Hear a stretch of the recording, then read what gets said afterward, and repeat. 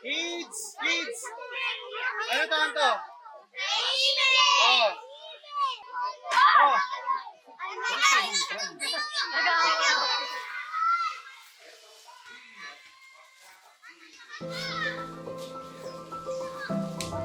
Sofia Norindino. Then reason bakit dito mo ginawa yung birthday?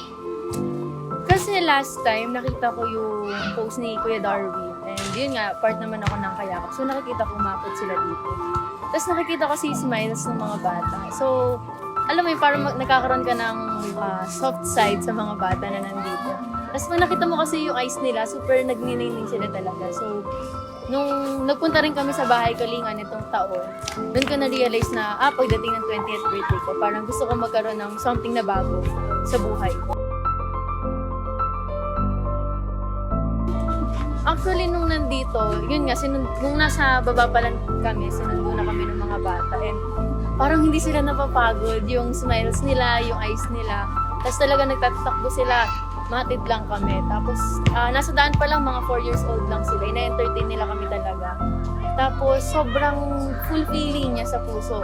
Hindi lang dahil nandito ako, tapos nakapag-share ako ng blessing sa mga bata, kundi dahil na-feel ko rin na sobrang daming tao na gustong tumulong, naghahanap lang sila ng someone na may initiative na mag-start ng ganito. Kasi sobrang daming gusto mag-volunteer, sobrang daming gustong tumulong. Tapos nung nandito na, nakita ko gano'n sila lahat kasaya. So, ayun.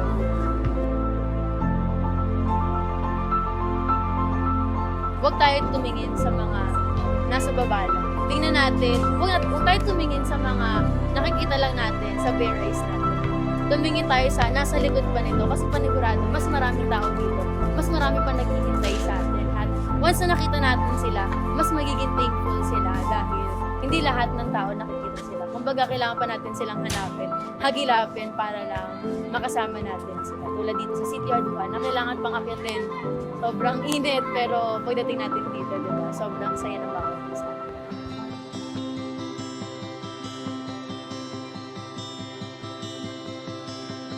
There is no rhyme or reason why,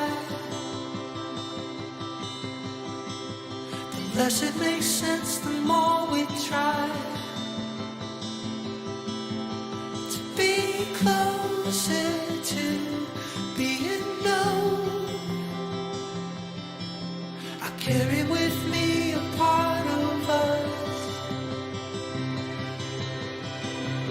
Nothing I could do or have ever done could bring me